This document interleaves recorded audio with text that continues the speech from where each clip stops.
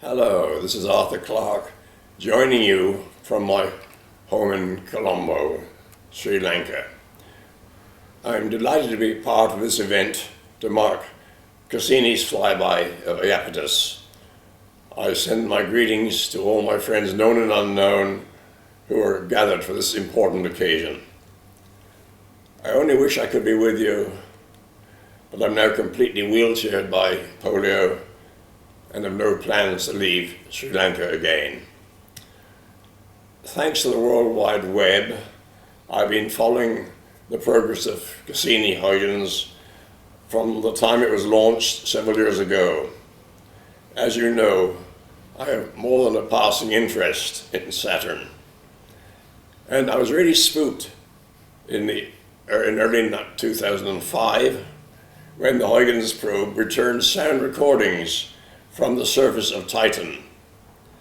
This is exactly what I described in my 1975 novel Imperial Earth, where my character is listening to the winds blowing over the desert plains.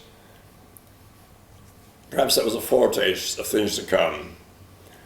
On September 10, if everything goes according to plan, Cassini would give us our closest look at Iapetus, one of Saturn's most interesting moons.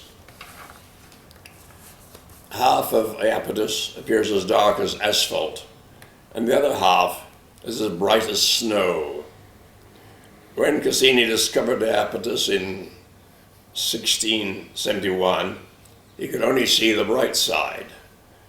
We had a better glimpse when Voyager 2 flew past in August 1981, but that was from almost 1 million kilometers away. In contrast, Cassini is going to come within a little over 1,000 kilometers of Iapetus. This is a particularly exciting moment for fans of 2001, A Space Odyssey, because that's where the lone astronaut, Dave Bowman, discovers the Saturn monolith, which turns out to be a gateway to the stars. Chapter 35 in the novel is titled The Eye of Iapetus, and it contains this passage. Iapetus was approaching so slowly that it scarcely seemed to move, and it was impossible to tell the exact moment when it made the subtle change from an astronomical body to a landscape only 50 miles below. The faithful verniers gave their last spurts of thrust, then closed down forever.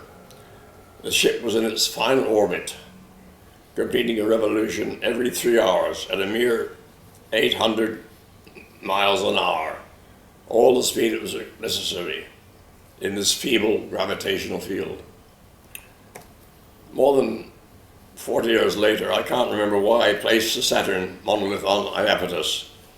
At that time, in the early days of the space age, Earth-based telescopes couldn't show any details of this celestial body. But I've always had this strange fascination for Saturn and its family of moons. By the way, that family has been growing at a very impressive rate. When Cassini was launched, we knew of only 18 moons. I understand it's now 60 and counting. I can't resist the temptation to say, my God is full of moons. But in the movie, Stanley Kubrick decided to place all actions on Jupiter, not Saturn. Why this change? Well, for one thing, it made a more straightforward storyline. And more important, the special effects department couldn't produce a Saturn that Stanley found convincing.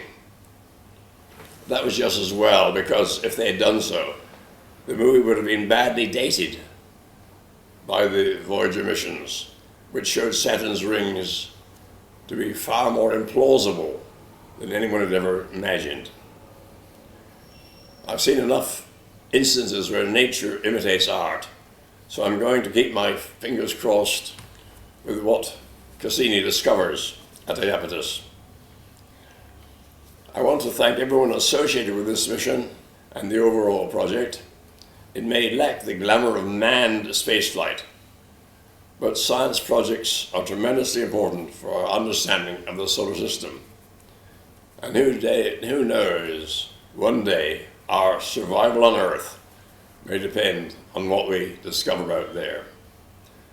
This is Arthur Clarke, wishing you a successful flyby.